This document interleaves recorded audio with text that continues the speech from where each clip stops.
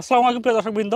আজকে আমরা উপস্থিত হয়েছি দিনাজপুর জেলার রানীগঞ্জ উপজেলার মহেশপুর গ্রামে। এখানে আমাদের সাথে আছেন এক পেঁপে চাষি, যিনি এত সুন্দর একটা বাগান করেছেন। আচ্ছা ভাই, আপনার পরিচয়টা কাইন্ডলি একটু বলবেন? আমার নাম ওবায়দুল ইসলাম। ওয়ালাইকুম ইসলাম। আপনি পেঁপে চাষ করছেন তাই না? জি। আচ্ছা, এই যে এত ভালো যে পেঁপে, এত বড় বড় পেঁপে কিভাবে করলেন এটা? কিভাবে করলাম, জমি তৈরি করে লাগাইয়া পেঁপের ফলন পাইছি। কোন জাতের পেঁপে এটা? বাবু জাতের বাবু পেঁপে। জাতের পেঁপে।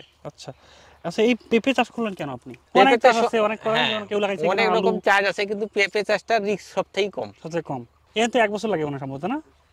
না, গাড়া 4 মাস পরে ফলন পাওয়া যায়। 4 মাসের মধ্যে ফলন পাওয়া যায়? হ্যাঁ। তাহলে তো অনেক ভালো। আচ্ছা, এই যে পেঁপে লাগাইছেন, পেঁপে শুরু থেকে আমার সেটা একটু বলেন না, যেহেতু আমরা কিভাবে চাষ করতে পারি এটা, জমি রেডিতে শুরু করে একদম ফল পাওয়া পর্যন্ত। জমি রেডি তো আপনার সেপ্টেম্বর লাগা যায়, আবার ফির এই যে জানুয়ারির পরে লাগাইতে হবে, একদম এখন লাগাইতে হবে। আচ্ছা আচ্ছা, এখন তার আগে একটা আপনি বেলা আলাদাভাবে আপনি পেঁপে চারা তৈরি করছেন তাই হ্যাঁ না? হ্যাঁ হ্যাঁ। চারা কই থেকে নেন আপনি? চারা আমি নার্সারি থেকে নিয়েছেন? নার্সারি থেকে নিছি। আচ্ছা, বিভিন্ন ফার্মার সাবে যে নার্সারিগুলো হ্যাঁ। ওখান থেকে কালেক্ট করছেন তাই না? হ্যাঁ। আচ্ছা ঠিক আছে, মাটি রেডিটা একটু বলেন আমাকে, মাটি কিভাবে রেডি করছেন? মাটি রেডি এলে তো সম্ভবত আলুর জমিতে লাগা যায়, আলুর জমিতে লাগাইছেন? আলু জমি তারপরে ফাঁকা জমিতেও লাগা যায়। মাটিতে কোনো সারটার দেন নেই আলুর পরে? না, আলুর জমিতে লাগালে সার লাগে না, সার লাগে না। আর যদি আলু না থাকে তখন কি করবে? তখন সার একটু দিতে হবে। কি সার দিতে হবে? টিএসপি, পটাশ, টিএসপি, পটাশ আর ইউরিয়া কম লাগবে। এটা কম লাগবে। সার খেলেতেও পরে গোবর সার। গোবর সার দিবেন, তার মানে প্রচুর গোবর হচ্ছে, দিবেন। পেঁপের হচ্ছে গোবর সার বেশি। তাহলে গোবর সার দিবেন সবচেয়ে বেশি। হ্যাঁ তারপর হচ্ছে ইউরিয়া, টিএসপি, এমওপি। হ্যাঁ তার মধ্যে ইউরিয়া একটু কম দেন পরিমাণ, হ্যাঁ, তাই না? ইউরিয়া কম দেই। আচ্ছা, এরপর আর দিলেন, তারপর মাটি রেডি জিঙ্ক করলেন। বোরনও লাগে। জিঙ্ক বোরন দেওয়া লাগে। হুম। জিঙ্ক কোনটা, পাউডারটা নাকি এই যে দানাটাই দেই প্রথমে। দানা দেওয়া লাগে? হ্যাঁ। আচ্ছা, এটা দিলেন, এরপরে আপনি চাষ করলেন, চাষ করে দিলেন। হুম। তারপর কি করা লাগে? চাষ করার পরে চারা বসাই দিব। চারা বসাই দিবেন। কত গ্যাপে করে দিয়েছেন আপনি?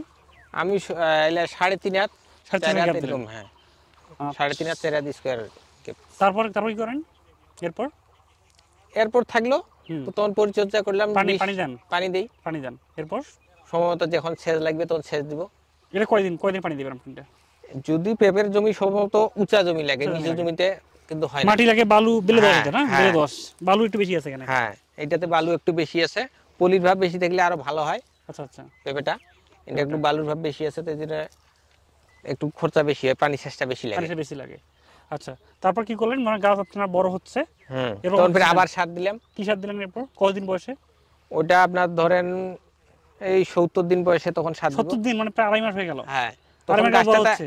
গাছ বড় হচ্ছে। গাছ মনে করেন 2.5 মাসে তো গাছ হ্যাঁ। এরকম হয়ে যাবে। তার আগেও হালকা হালকা একটু দেই, সেচের সময় একটু করে ছিটাই দেই। কি অল্প ছিটা করে। দেন? ওই ডেপ দেই। ড্যাপ দেন, ডাইবোনাম ফসফেট। হ্যাঁ। আচ্ছা, ড্যাপ দিলে ওই কতটুকু? পানি প্রতিবারে পানি সেচ দিব। হ্যাঁ। আর ডেপ এই গাছ প্রতি 100-200 গ্রাম করে দেই। গাছ দিলেন, গাছের গোড়া রিং করে করে দিলেন। হ্যাঁ, রিং করে ঢুকাই দিই। আচ্ছা আচ্ছা, কি স্প্রে করতে হয়? স্প্রে এটা সম্ভবত বেশি মাকড়ের বিষ লাগে। মাকড়ের বিষ, মানে যে পোকা যে আসে, মাকড় বলতে হ্যাঁ। মাইট বলতে আমরা। হ্যাঁ। তো এই যে মাকড় বা মাইট যে আসে, মাছির জন্য আপনি যে কীটনাশক পাওয়া যায় দিলেন, হ্যাঁ। স্প্রে করলেন, এরপর ফল হচ্ছে? এইভাবেই চলতে থাকবে স্প্রে, তারপরে তখন ফল ধরবে। ফল ধরবে। আচ্ছা, এই ফলের ক্ষেত্রে আপনারা দেখলাম যে অনেক ফল। হুম। এই একটা গাছে এটা কয়বার তুলছেন? 5 বার না 6 বার এটা?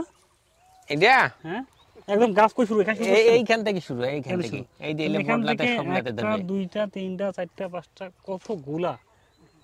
এক একটা গাছে যদি এই পুরা ফলটায় ধরা যায়, 100 তো মনে হবে মনে হয়। হ্যাঁ 100 কেজি 2.5 মণ হবে। মানে আপনার 100টা যদি আপনার মিনিমাম 2.5 মণ এক গাছ হ্যাঁ। থেকে, এক গাছ থেকে 2.5 মণ, মানে এটা তো প্রায় 3 কেজির মতো। হ্যাঁ, 100 কেজি এটা পাওয়া যাবে 100 এক গাছ থেকে। তো এক গাছে যদি 100 কেজি যদি আপনার, আমি তো শুনলাম না অবাস্তব কাহিনী, এক ও, কেজি একটা যদি 100 যদি পাওয়া যায়, তাহলে বাজার দর কত এটার? মিনিমাম এটা 20 টাকা পাওয়া যায়। 20 টাকা পাওয়া যায়, সর্বনিম্ন আসলে 10 টাকা আসে, একদম সর্বনিম্ন।